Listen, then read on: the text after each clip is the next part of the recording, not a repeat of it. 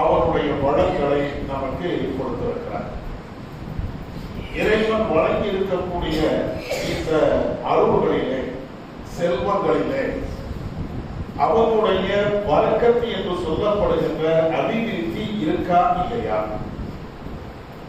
காரணம், ஒவ்வொரு மனிதனும், குறிப்பாக நம்மை போன்ற அனைவர்களுமே இறைவனுடைய வழக்கத்தை நாடி ஒவ்வொரு நேரத்திலேயும் அலைகிறோம். யாராவது நண்பரை பார்க்கிறோம் என்றால், எனக்காக நீங்கள் துஆ செய்யுங்கள், என்னுடைய வாழ்க்கையில் வழக்கத்திற்காக நீங்கள் துஆ செய்யுங்கள் என்றெல்லாம் அடுத்த நிமிடத்தில் நமக்காக இறைவனுடைய அருள் வளத்திற்காக துஆ செய்ய வேண்டுகிறோம். ஒரு தொழிலை தொடங்குகிறோம் என்றால் அதிலேயும் இதே போன்றுள்ள கோரிக்கையை வைக்கிறோம். யா அல்லாஹ், என்னுடைய தொழிலில் பரக்கத்தை தா, என்னுடைய குடும்பத்தில் பரக்கத்தை தா, என்னுடைய படிப்பில் பரக்கத்தை தா, எல்லோரும் கேட்கிறோம். இது சராசரியாக அனைத்து முஸ்லிம்களிடையும் இருக்கக்கூடிய ஒரு பழக்கம். ஆனால் பரக்கத்து என்றால் என்ன? தமிழிலே அதற்கு அபிவிருத்தி என்று சொல்லலாம். அரபி வார்த்தை தான் பரக்கத். நமக்கு அந்த வார்த்தைக்கு அர்த்தம் தெரிகிறதோ தெரியவில்லையோ, இறைவனிடத்தில் அந்த பரக்கத்தை வேண்டுகிறோம். ஒவ்வொரு ஆட்களிடத்திலேயும் பரக்கத்திற்காக துஆ செய்யுங்கள் என்று நாம் கேட்கிறோம். ஆனால் பரக்கத்திற்கு முழுமையான அர்த்தம் இருக்கிறதா, நமக்கு தெரியுமா என்றால் நிறைய பேருக்கு தெரியவில்லை என்றுதான் சொல்லணும். பரக்கத்து என்ற அந்த வார்த்தைக்கு அரபியில, தமிழ்ல சொல்வதாக இருந்தால் அபிவிருத்தி. அபிவிருத்தினா என்ன? நம்ம பரக்கத்து என்பதற்கு நாம என்ன புரிந்து வைத்திருக்கிறோம் என்றால், ஒரு மனிதனுக்கு மிகப்பெரிய செல்வம் இருக்கிறது. அந்த செல்வனை பார்த்து நாம் சொல்லக்கூடிய வார்த்தை, அல்லாஹ் அவருக்கு பரக்கத் செய்து விட்டான். ஒருவர் ஒரு கடையை திறக்கிறார், பிரம்மாண்டமான ஒரு கடையை திறக்கிறார். அப்படி பார்க்கின்ற பொழுது நாம என்ன சொல்லணும்? அல்லாஹ் ரொம்ப பரக்கத்தை செஞ்சுட்டான், அதான் கடையை திறந்துகிட்டே இருக்கிறாரு. ஒரு கடைக்கு பதிலா 2 கடை, 2 கடைக்கு பதிலா 3 கடை, இப்படியே அவருடைய தொழில் பெருகிட்டே போகுதுன்னா இறைவனுடைய அருள், இறைவனுடைய பரக்கத்தை இவ்வளவு கூடுதலா போயிட்டே இருக்கிறது என்று நாம பேசணும். ஒரு மனிதனுக்கு ஒரு வீடு வாங்குகிறார், அது பரக்கத்திருக்கிறோம்.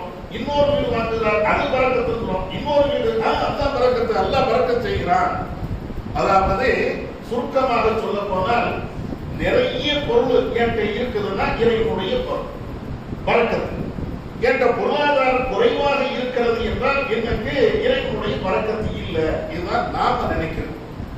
நம்மள்கிட்ட ஒவ்வொரு ஆட்கள்கிட்டையும் இருக்கக்கூடிய சிந்தனை என்னன்னா, நிறைய பொருள் இருக்குது, அல்லாஹ்வுடைய பரக்கத்து இருக்குது, பொருளே இல்லை, இறைவனுடைய பரக்கத்தே இல்லை என்று நாம நினைக்கிறோம். முதல்ல இந்த சிந்தனை சரியா? ஒரு ஆள்கிட்ட 10 கார் இருக்கிறது, அவருக்கு அல்லாஹ் பரக்கத் செய்து விட்டான். ஒரு ஆள் சைக்கிள்ல போறாரு, பரக்கத்தே இல்லை, அவருக்கு நடக்கிறது கூட முடியல, அதனால பரக்கத்து இல்லை அப்படின்னு சொல்ல முடியுமா? பொருளாதாரம் நிறைய இருப்பதனால் பரக்கத்து, பொருளாதாரம் இல்லை என்றால் பரக்கத்து இல்லை என்ற பாகுபாடு, என்ற இந்த இலக்கணத்தை நாம் வைத்திருக்கிறோம் என்றால் உண்மையிலேயே பரக்கத்தை சரியாக புரியவில்லை என்றுதான் அர்த்தம். இப்ப நம்மகிட்ட இருக்கக்கூடிய இந்த வியாக்கியானத்தின் அடிப்படையில் நாம கொடுக்கக்கூடிய பரக்கத்திற்கு நாம சொல்லக்கூடிய விளக்கத்தின் அடிப்படையில் நீங்க பாத்தீங்கன்னா, நபி அவர்கள் எல்லாம் பரக்கத்தை இழந்தவர்கள் என்றுதான் சொல்லணும். ரசூலுல்லாஹ்க்கு என்ன பெரிய மாளிகை இருந்ததா, பெரிய செல்வம் இருந்ததா, பெரிய வசதி வாய்ப்பு இருந்ததா? இல்லையே. ஒரு 10க்கு 10 வீட்டுல தானே ரசூலுல்லாஹ் வாழ்ந்தாங்க. அவ்வளவு ஏழ்மையில தானே இருந்தாங்க. நிறைய நேரம் சாப்பிடாம இருந்தாங்கல்ல. அப்ப ரசூலுல்லாஹ்வுக்கு பரக்கத்து இல்லையா? அல்லாஹ் அபிவிருத்தியே செய்யலையா? அப்படி சொல்ல முடியாது தானே. இன்னும் சொல்ல போனால், இன்னைக்கும் ரசூலுல்லாஹ்வுக்காக வேண்டி பரக்கத்துக்காக நாம துஆ செய்யணும். அத்தியாயத்துல ஸலவாத் ஓதுறோமா இல்லையா? அல்லாஹும்ம ஸல்லி அலா முஹம்மத் கமா ஸல்லைத அலா இப்ராஹிம் வ அலா ஆலி இப்ராஹிம் இன்னக ஹமீதும் மஜீத். என்ன ஓதுறதுல இப்ராஹிம் நபிக்கு அல்லாஹ் நீ எப்படி அருள் செய்தாயோ, அவருடைய குடும்பத்தார்களுக்கு என்ன பரக்கத் செய்தாயோ, அதே போன்றுள்ள ஒரு பரக்கத்தை, ஒரு அருளை இந்த முஹம்மது நபி அவருடைய குடும்பத்தார்களுக்கு நீங்க செய்யுங்க. ரசூலுல்லாஹ்வும் கேட்டாங்க, சஹாபாக்கள் கேட்டாங்க, உலகத்தில் இருக்கக்கூடிய அனைத்து முஸ்லிம்களும் இப்பொழுதும் கேட்டுக்கொண்டே இருக்கிறோம். அப்ப ரசூலுல்லாஹ்வுக்கு பரக்கத்தை இல்லைன்னு சொல்ல முடியாது, பரக்கத்தை இருந்துச்சு. ஆனா நம்ம நினைக்கக்கூடிய பரக்கத்தை அல்ல, நம்ம வச்சிருக்கக்கூடிய ஒரு விளக்கம் வச்சிருக்கிறோம் அந்த அடிப்படையில் அல்ல. அப்ப பரக்கத்துனா என்ன, அபிவிருத்தி என்றால் என்ன? குர்ஆன்ல ஹதீஸ்ல நீங்கள் பார்த்தீர்கள் என்றால் நிறைய பொருள் இருப்பது பேரு பரக்கத்து அல்ல. குறைய பொருள் இருக்கணும், நிறைய பலன்கள் கிடைக்கும். பொருள் கம்மியா இருக்கணும், பலனை நீங்கள் பார்த்தீர்கள் என்றால் ஏகப்பட்ட பலன்கள் இருக்கணும், அதுக்கு பேர் தான் பலன். குறைய பொருளாக இருந்தாலும் அதனுடைய லாபங்கள் அல்லது அதனுடைய வரவுகள், அதனால் நான் பயன்படுத்தக்கூடிய விதங்கள் எனக்கு ஏராளமாக இருக்கிறது என்றால் அதிலே இறைவன் பறக்கச் செய்திருக்கிறான் அப்படின்னு அர்த்தம். இதை புரிந்து கொள்வதற்கு சில உதாரணங்களை சொன்னா உங்களுக்கு தெரியும். உதாரணமா ஒரு 10 டீ இருக்கிறது. இந்த 10 டீயை எத்தனை பேர் குடிக்கலாம்? 10 பேர் குடிக்கலாம். யதார்த்தம் தானே? 10 டீ குடிக்கிறோம் என்றால் அது 10 டீ வாங்கணும் என்றால் 10 பேர் குடிக்கலாம். சரி, கொஞ்சம் குறைச்சு குடிக்கிறதா இருந்தால் ஒரு 12 பேர் குடிக்கலாம். இதுக்கு பேர் பறக்கத்தா? 10 டீ வாங்கிட்டு வந்து 10 பேர் சாப்பிட்டு விட்டோம், இதுக்கு பேர் பறக்கத்தா? அதுக்கு பேர் பறக்கத்து இல்லை. ஒரு டீ வாங்குறீங்க, 10 பேர் குடிக்கிறீங்க, இதுக்கு பேர் தான் பறக்கத்து. அது எப்படி போய் குடிக்கும்? அதுதான் பறக்கத்து. ஒரு டீயை 10 பேர் எப்படி குடிக்க முடியும்? அதுக்கு பேர் தான் பறக்கத்து. பறக்கத்து என்பது அது ஒரு அற்புதம். அது இன்னும் சொல்ல போனா நம்மளால உணர்ந்து கொள்ள முடியாத அல்லது அறிவியலாக சிந்திக்க முடியாத ஒண்ணுதான் அந்த பறக்கத்துங்கிறது. நம்ம நினைக்கிற மாதிரி நிறைய காசு இருக்கிறது, நிறைய பணம் இருக்கிறது, உடனே பறக்கத்து. அது எப்படி பறக்கத்தா இருக்கும்? 10 சாப்பாடு இருக்கிறது, 10 பேர் சாப்பிடுவாங்க, இது யதார்த்தம் தானே? 10 சாப்பாடு 10 பேர் சாப்பிடுவது அதுல என்ன பெரிய பறக்கத்து? அது யதார்த்தம். பறக்கத்துங்கிறது இறைவனுடைய அருளுங்கிறது இந்த யதார்த்தத்தை தாண்டி நடக்கும், அதுக்கு பேர் தான் பறக்கத்து. யதார்த்தத்தை தாண்டி நடக்கக்கூடிய ஒவ்வொரு விஷயத்தையும் நீங்க பாருங்க. இது நான் சொல்லக்கூடிய விளக்கம் இல்ல, ஹதீஸ்ல நீங்க பார்க்கலாம். நிறைய காசு, நிறைய பணம், நிறைய பொருளாதாரம் எல்லாம் இருந்தா அதுக்கு பேர் தான் பறக்கத்து அப்படின்னு இஸ்லாம் சொல்லவே இல்லை. நபிகள் நாயகம் ஸல்லல்லாஹு அலைஹி வஸல்லம் அவங்க சொல்றாங்க, லைஸத்தி ஸனது அல்லாஹ் துதி. ரசூலுல்லாஹ் சொல்றாங்க, சஹீஹ் முஸ்லிம்ல இடம்பெறுகின்ற ஒரு செய்தி. பஞ்சகாலம் என்றால் என்னவென்று தெரியுமா? ரசூலுல்லாஹ் கேட்கிறாங்க. பஞ்சகாலம் வறுமை காலம். வறுமை காலம்னா என்ன தெரியுமா? ரசூலுல்லாஹ் கேட்ட அவங்களே சொல்றாங்க, அல்லாஹ் துதி, மழையே பொழியாமல் இருக்கிறது, எந்த விளைச்சலும் விளையாமல் இருக்கிறது, எல்லா வயல்களும் அப்படியே வறண்டு போய் இருக்கிறது. இதைத்தானே நீங்க பஞ்சம் நினைக்கிறீங்க, இதுதான் வறுமை நீங்க நினைக்கிறீங்க. இது இல்லப்பா. ரசூலுல்லாஹ் சொல்றாங்க, மழையே பொழியாமல் இருந்து மிக கடுமையான வறட்சி ஏற்படுகிறது, அதனால புற்பூண்டுகள் முளைக்கல, தாவரங்கள் முளைக்கல, இதனால் பசி பட்டினை ஏற்படுகிறது. இதற்கு போய் நீங்க பஞ்சகாலம் நினைக்கிறீங்களா? இல்ல. சொல்லிட்டு ரசூலுல்லாஹ் என்ன சொல்றாங்க தெரியுமா? பஞ்சகாலம்னா என்ன தெரியுமா? தும்திரு சும்மா தும்திரு, உங்களுக்கு மழை பொழியும், இன்னும் மழை பொழியும், இன்னும் மழை பொழியும். இவ்வளவு மழை வந்தும் எந்த புற்பூண்டுகளும், எந்த செடிகளும், எந்த தாவரங்களும் முளைக்காமல் இருக்கும். இதுக்கு பேர் தான் பஞ்சம். ரசூலுல்லாஹ் சொல்றாங்க, மழை பொழியாமல் இருந்தால் பஞ்சம். இதுதான் யதார்த்தம். நம்ம எல்லாரும் நினைக்கிறது என்ன? மழை இல்லை, தண்ணி இல்லை, அதனால விவசாயம் விளையல. கரெக்ட். இது நம்முடைய அறிவு சொல்லக்கூடியது. ரசூலுல்லாஹ் என்ன சொல்றாங்கன்னா, அது அல்ல பஞ்சம். பஞ்சம்னா மழை பொழியும், திரும்ப திரும்ப மழை பொழியும், பொழிஞ்சுக்கிட்டே இருக்கணும். ஆனால் ஒரு செடி, ஒரு கத்திரிக்காய், ஒரு வெண்டைக்காய், ஒரு நெல் எதுவுமே விளையாது. இதுக்கு பேர் தான் பஞ்சம். இத இன்னைக்கு நடைமுறையில நீங்க பார்க்கலாம். ரொம்ப ஆச்சரியப்படக்கூடிய விஷயமாக இருந்தாலும் ஒவ்வொரு ஆளும் யதார்த்தமான இன்னைக்கு நாம அனுபவிச்சுட்டே இருக்கணும். மழை காலம் வருகிறது. இப்ப இந்த வருஷம்னா சராசரி மழை. ஒரு 2 வருஷத்துக்கு முன்னால தென் மாவட்டங்கள்ல கடுமையான மழை. 2023 கடுமையான மழை என்றால் மழை பொழிஞ்சுக்கிட்டே இருக்கிறது. வானத்தை பார்க்க முடியாத அளவுக்கு அவ்வளவு மழை. கடைசி அதனுடைய விளைவுகள் என்ன? மழை பொழிகிறது, பொழிகிறது, பொழிந்து கொண்டே இருக்கிறது. ஆத்துல வெள்ளம், நீர் நிலைகள்ல தண்ணீர் திறந்து விட்டாங்க, வயல்வெளிகள்ல அந்த தண்ணி பாய்கிறது. ஏற்கனவே நட்டு வைத்திருந்த நாத்துக்கள் அல்லது வயல்வெளிகள் எல்லாமே தண்ணியோட அடிச்சுட்டு போயிடுச்சு. எந்த அளவுக்கு என்றால் தண்ணியில மிதக்கிறான், குடிக்க தண்ணி இல்லை, தண்ணியில கிடக்கிறான், வீடு ஃபுல்லா தண்ணி, எல்லா இடத்துலயும் தண்ணி, வெளியில வர முடியல. என்னப்பா வேணும்? சாப்பாடு கூட வேணாங்க, குடிக்க தண்ணி தாங்க. நம்முடைய சகோதரர்கள் எவ்வளவு பேரு தண்ணி பாட்டை கொண்டு போய் கொடுத்தாங்க. ஒரு ஆச்சரியமா இல்லையா? ஆனா தண்ணி இருக்கக்கூடிய இடத்துல குடிக்க தண்ணி இல்லைன்னா, தண்ணி இருக்கக்கூடிய இடத்துல ஒரு கத்திரிக்காய் செடி விளையில அப்படின்னா, இதுதான் ரசூலுல்லாஹ் சொல்றாங்க. இப்போ உனக்கு அந்த வறுமை பஞ்சம்ங்கிறது இதுதான். அன்னைக்கு பார்த்தோமே காசு இருந்தது, பணம் இருந்தது, பொருளாதாரம் இருந்தது, வீடு இருந்தது, வாசல் இருந்தது, வெத்தை இருந்தது, ஏசி இருந்தது, அவனுக்கு கார் இருந்தது, எல்லாம் இருந்துச்சு. ஆனா குடிக்கிறதுக்கு ஒரு சொட்டு தண்ணி இல்லை. எத்தனை செல்வந்தர்கள் இவ்வளவு வசதி இருந்தோம், அவன் அந்த வறுமையை கண்டு முன்னால பார்த்தானா இல்லையா? அந்த செழிப்பு இல்லாத நிலையை பார்த்தானா இல்லையா? ரசூலுல்லாஹ் அதான் சொல்றாங்க, இதுக்கு பேர் தானே வறுமை. மழை இல்லாம போறதுக்கு பேர் வறுமை கிடையாது, பஞ்சம் கிடையாது. மழை பொழியணும், மழை பொழியணும், மழை பொழியணும், பொழிஞ்சுக்கிட்டே இருக்கும். ஒரு சொட்டு உனக்கு குடிக்க தண்ணி இல்லாம போயிடும். இதத்தான் ரசூலுல்லாஹ் அதாவது அந்த வறுமைக்கு இல்லாத பஞ்சம், பஞ்சத்துக்கு எதிரான நிலை. அப்ப அதே மாதிரி இந்த ஹதீஸ்ல இருந்து நமக்கு தெரிய வேண்டிய மிக முக்கியமான விஷயம் என்ன? காசு இருக்குது, காசு இருக்குது, பணம் இருக்குது, சேர்த்துட்டே இருக்கிறோம், அல்லாஹ் பரக்கத் செய்தான். காசு இருக்குது, அது உண்மை. செல்வம் இருக்கிறது, அது வழக்கத்துக்கு வழக்கத்து இருக்கா? இது இன்னொரு கோணத்துல நீங்க பாருங்க. எங்க செல்வம் இருக்கிறது எவ்வளவு? அது ஒரு 1000 கோடி இருக்கும், 2000 கோடி இருக்கும். இருந்து அந்த 2000 கோடியில 1 கோடி உங்களால பயன்படுத்த முடியுதா? 2000 கோடி அளவுக்கு நீ காசு வச்சிருப்ப, தங்கம் வச்சிருப்ப, நகைகள் வச்சிருப்ப, ஒரு நாள் அங்க அணிய முடியுதா? 4 கிலோ தங்கம் இருக்கிறது, 4 கிலோ நீ கழுத்துல போட்டு போதும், உன்னால முடியல. என்ன பரக்கத்து? நான் சம்பாதிக்கக்கூடிய காசை என்னால் அனுபவிக்க முடியல, என் பிள்ளைகளை அனுபவிக்க முடியல, என் கண்ணு முன்னால வேற எவ்வளவு அனுபவிக்கிறான். இதுல என்ன பரக்கத்து? காசு இருக்குது, செல்வம் இருக்கிறது, பரக்கத்து எங்க? பரக்கத்து என்றால் அவனுடைய எதார்த்த நான் புரியணும்ல. இன்னொரு செய்தியை பாருங்க. நபிகள் நாயகம் ஸல்லல்லாஹு அலைஹி வஸல்லம் அவங்கள்ட்ட ஒரு 7 பேர் வராங்க. 7 பேர் வராங்க. அந்த நேரத்தில் அல்லாஹ்வுடைய தூதர் ஹோட்டல்லாம் கிடையாது, சாப்பிட்டதுக்கு ரசூலுல்லாஹ் கூட்டு போகணும், சஹாபாக்கள் கூட்டு போகணும். அந்த காலம் அப்படித்தானே. இன்னைக்கெல்லாம் வெளியூர்ல இருந்து வந்தாச்சுன்னா சாப்பிட்டதுக்கு ஹோட்டல் போயிருவோம், இத்தனை நாள் போயிருவோம், யாரும் எதிர்பார்க்க மாட்டோம்.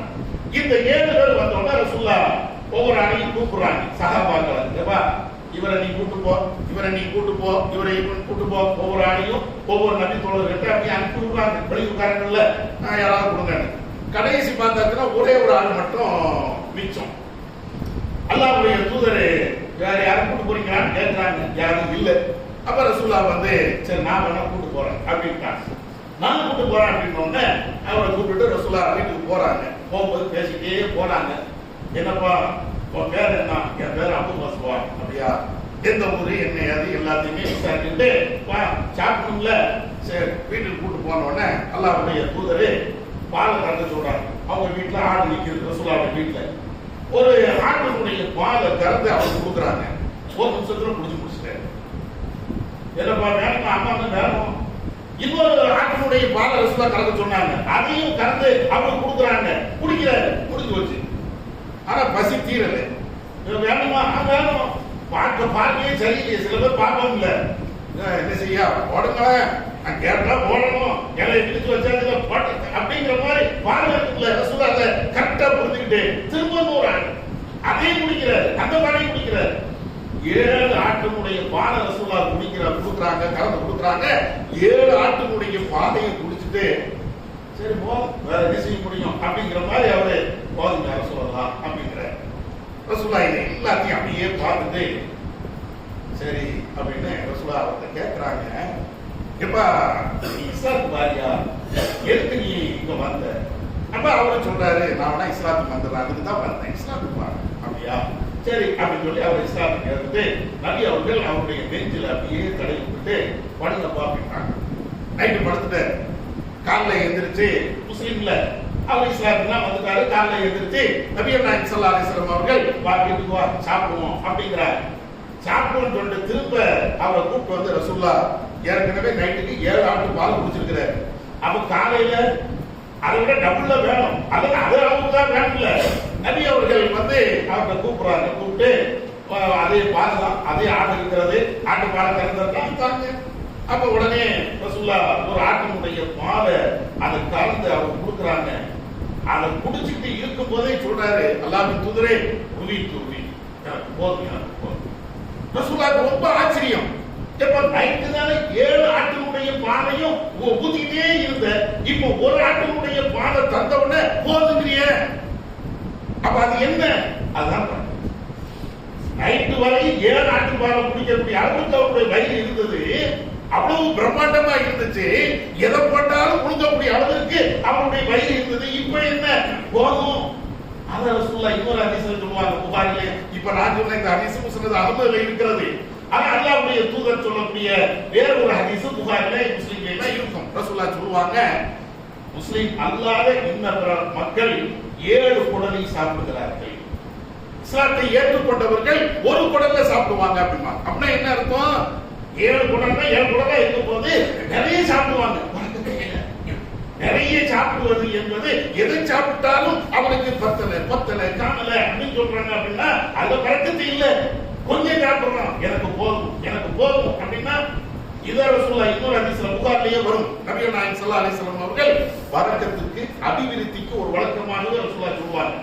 கல்லதி யகுது லா யஷ்பா. ரசூலுல்லாஹ் சொல்வாங்க, பரக்கத்துனா என்ன தெரியுமா?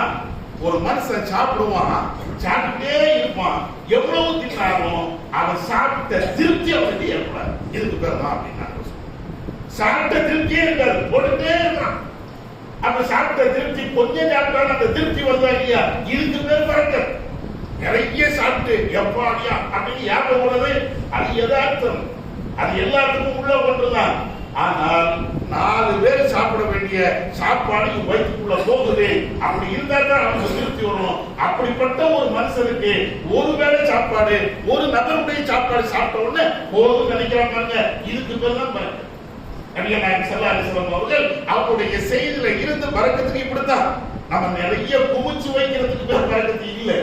இருக்கக்கூடியதை அது கூடுதலான ஒரு அபிவிருத்தி, கூடுதலான ஒரு நிலை ஏற்படுதா இல்லையா? அதுக்கு பேர் தான் பரக்கத். நபிகள் நாயகம் ஸல்லல்லாஹு அலைஹி வஸல்லம் அவர்கள் இத மாதிரி நிறைய செய்திகளை நமக்கு சொல்லிட்டே இருக்கிறாங்க. பரக்கத்துனா இப்படித்தான், இதுதான் பரக்கத்தா இருக்கும் அப்படின்னு சொல்லிட்டு நிறைய செய்தி சொல்றாங்க. இந்த பரக்கத்து நம்மளுக்கு வேணும். நம்முடைய உடல்ல ஒரு ஆரோக்கியம், அது ஒரு பரக்கத்து இல்லையா? நீங்க கொஞ்சம் யோசிச்சு பாருங்களேன். எல்லாரும் ஒரே காற்றை சுவாசிக்கிறோம், ஒரே உணவை சாப்பிடுகிறோம், ஒரே தண்ணீரை குடிக்கிறோம். ஒரு ஆளுக்கு கேன்சர், ஒரு ஆளுக்கு ஆரோக்கியமா இருக்கிறோம்.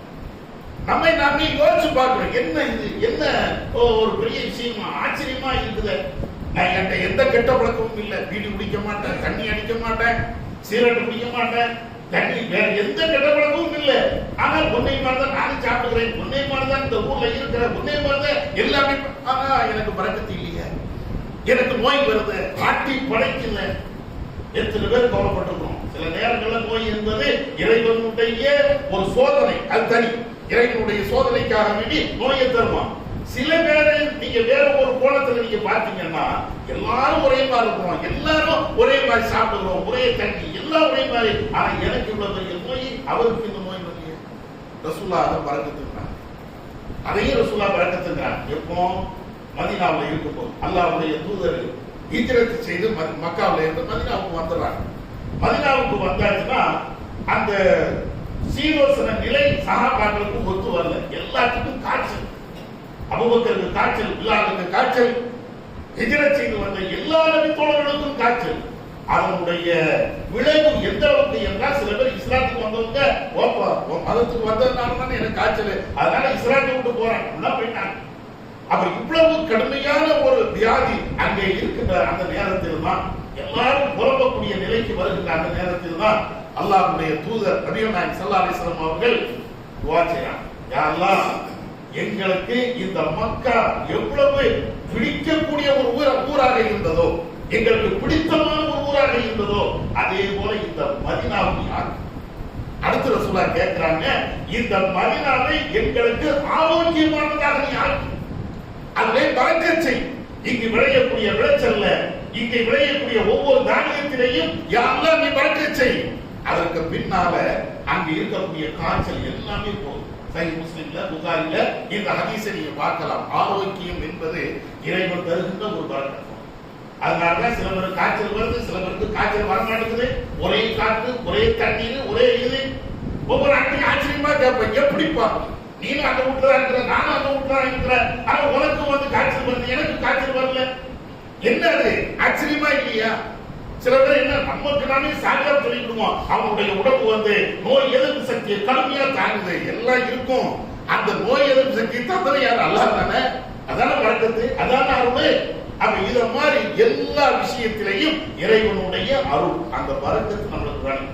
குறைக்க இருந்தாலும் நிறைய பலன்கள் இருக்குது பாருங்க. இந்த பரக்கத்து நம்மளுக்கு வேணும். சில நேரங்களில் இந்த பரக்கத்து இல்லாம போயிடும். இந்த பரக்கத்து இல்லாம போயிடும். எப்பமெல்லாம் போயிடும்? அதுல ஒரு செய்தி அல்லாஹ்வுடைய தூதர் சொல்லுவாங்க, பொருளாதாரத்தை நீங்கள் சரியாக பயன்படுத்தவில்லை என்றால் அங்கே பரக்கத்து இருக்காது. இந்த பரக்கத்து வந்து பொருளாதாரத்தை சரியாக கையாளவில்லை அல்லது சரியாக பயன்படுத்தவில்லை என்றால் அங்கே பரக்கத்து இருக்காது. ஹக்கீம் இப்னு ஹிஸாம் எங்கக்கூடிய ஒரு நபி தோழர் ரசூலுல்லாஹ் வார அல்லாஹ்வின் தூதரே எனக்கு ஏதாவது தாங்கன ஆட்சியாளர்கள்ட்ட போய் கேட்கலாம். அது வந்து ஆசனம் கிடையாது. ரசூலுல்லாஹ் வேற சில ஹதீஸ்கள்னா அப்படி சொல்றாங்க. அந்த அடிப்படையில ஹக்கீம் வந்து ரசூலுல்லாஹ் வந்து கேட்கறாங்க, அல்லாஹ்வின் தூதரே ஏதாவது தாங்கன. ரசூலுல்லாஹ் உடனே கொடுத்துறாங்க, வாங்கிட்டு போயிடுறாரு. திரும்பவும் வராரு, அல்லாஹ்வின் தூதரே எனக்கு ஏதாவது தாங்கன. அப்பவும் ரசூலுல்லாஹ் கொடுக்குறாங்க, வாங்கிடுறாரு. அவருக்கு என்ன நினைப்பு? ரசூலுல்லாஹ் கேட்க கேட்க தந்துட்டே இருக்கிறாங்க, இல்லன்னு சொல்ல மாட்டேங்கிறாங்களே அப்படின்னு சொல்லிட்டு மீண்டும் மூன்றாவது வரை வருகிறார்.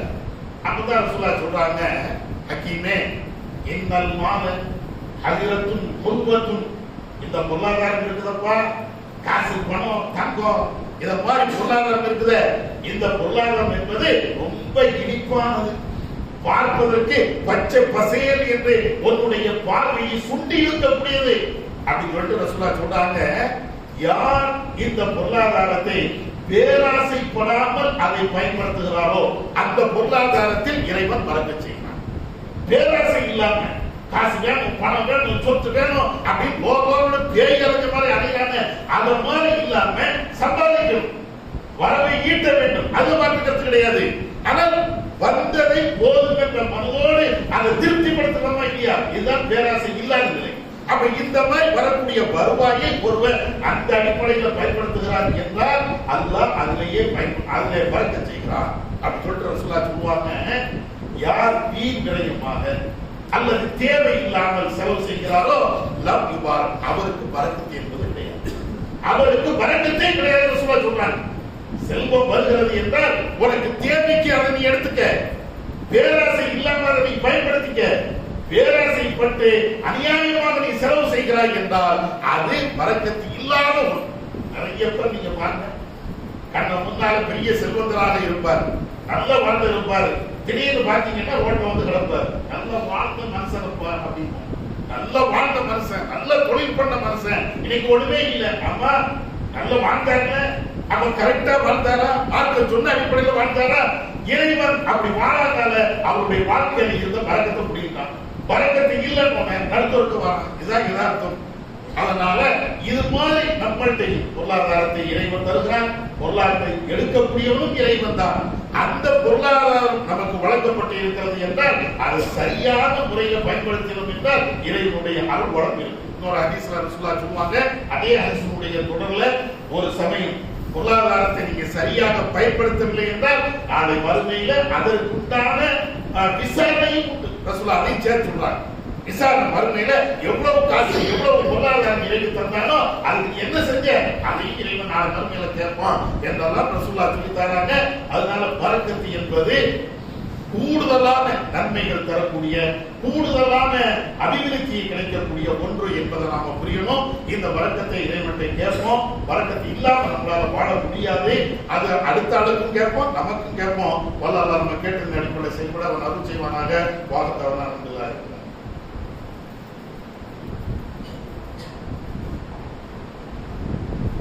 அல்ஹம்துலில்லாஹ் நஹ்மதுஹு வ நுஸல்லி அலா ரசூலிஹி கனிமத்துல்லாஹி ஸல்லல்லாஹு அலைஹி. நம்முடைய இந்த பள்ளிவாசல்ல சப்புகளுடைய ஒரு ஒழுங்குல ஒரு வித்தியாசத்தை எல்லாரும் பார்க்கணும்.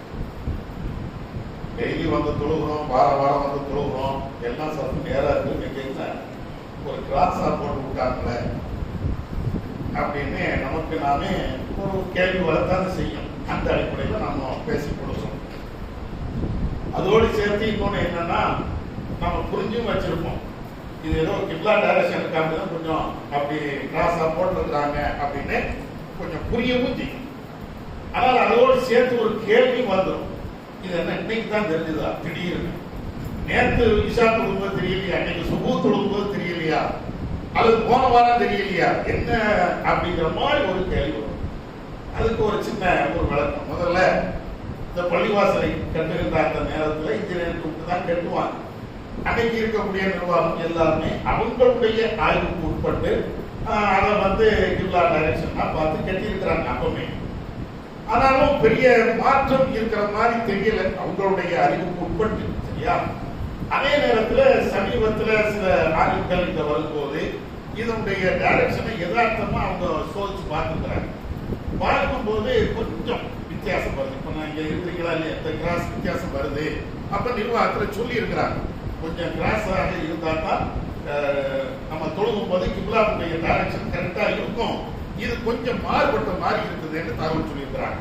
அதுக்கு பின்னாலே இங்க இருக்கக்கூடிய நிர்வாகம் ஒரு ஆள் சொன்ன உடனே டக்குனு தலையாடக்கூடாது தானே, மாறும் அப்படி சொல்லலையே.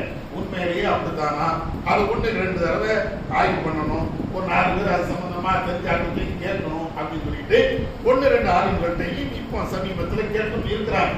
இப்ப அவங்களும் என்ன சொல்லி இருக்கிறாங்கன்னா, ஆமா லேஸ் கிராஸ்ல இருக்கிறது நீங்க வந்து கொஞ்சம் கிராஸ் அமைச்சுக்கிடுங்க அப்படின்னாங்க. இன்னைக்கு நான் வரும்போதும் நேரத்தை அப்படின்னு சொல்லிட்டாங்க, இந்த மாதிரி ஒரு பிரச்சனை இருக்குது, நாளைக்கு வந்து அதையும் நீங்க கரெக்டா பார்த்து அதை சரி பண்ணி விட்டுருங்க அப்படின்னாங்க. அப்புறம் காலைல வந்து பார்த்தோம், அது கொஞ்சம் கிராஸ்ல இருக்கிறது, ரொம்ப டிஃபரெண்ட் இல்ல, சின்ன கிராஸ் இருக்கு. இப்ப நம்ம போட்டிருக்கிற அளவுக்கு சின்ன கிராஸ் இருக்கிறது. அப்ப அதனால சொல்லிட்டோம், இனிமேலும் நீங்க தாமதப்படுத்துறது சரியில்லை.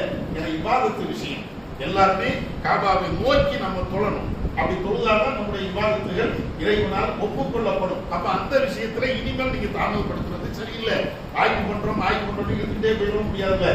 அதுக்காக வேண்டி கண்மூடித்தனமா ஒரு ஆள் சொன்ன உடனே கேட்கவும் கூடாது, ஆய்வு பண்ணணும். அதுக்காக ரொம்ப நாள் இழுத்துடக்கூடாது. அப்ப அதனால 2-3 பேர்கிட்ட கேட்டு இருக்கிறாங்க, அவங்களும் அதை சொன்னாங்க. இன்னைக்கு நானும் வந்து பார்த்தேன், கொஞ்சம் வித்தியாசம் இருக்கிறதுனால அப்போ வாயை பிரிக்கும் போது கொஞ்சம் கிராஸ்ல பிரிச்சுக்கிடுங்க அப்படின்னு சொல்லி அதனாலதான் இந்த மாற்றம். நம்ம ஏற்கனவே நம்ம தொழுதமே இதுவரை எத்தனை நாள் இந்த தொழுதமே, அப்ப அந்த தொழுதை எல்லாம் நாசமா போயிருமா? அதுதான் நாசமா போகும்.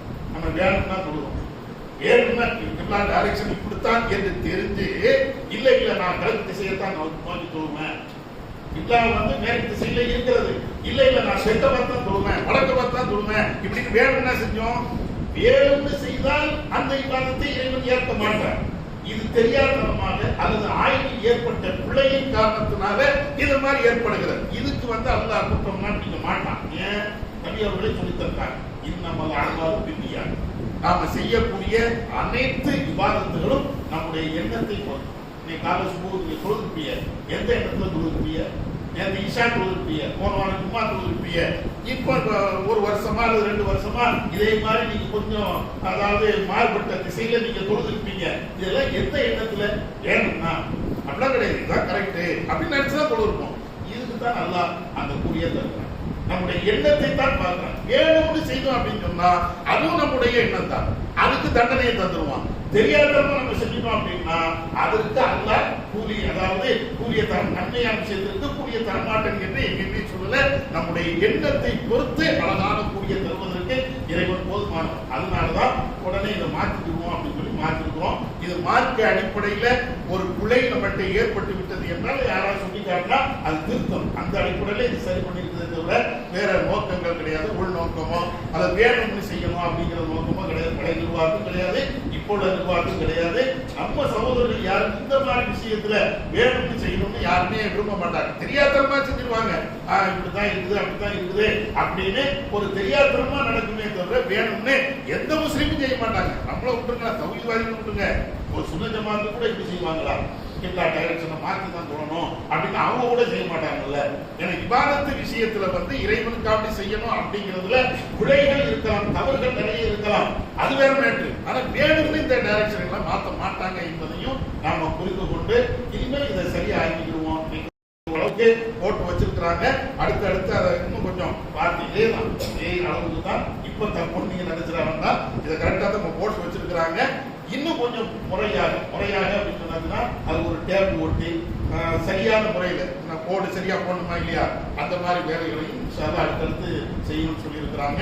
இதுதான் இதனுடைய நிலை, வேற ஒன்றும் இல்லை. வல்லல்லாஹ் நாம செய்யக்கூடிய இந்த இபாதத்தை அவன் ஏற்று இன்மையிலையும் மறுமையிலையும் மகத்தான கூலிய தருவானாக என்று கூறிக்கொண்டு என்னுடைய உரையை நிறைவு செய்கிறேன். வாக்குதவன் இருக்கிறார்.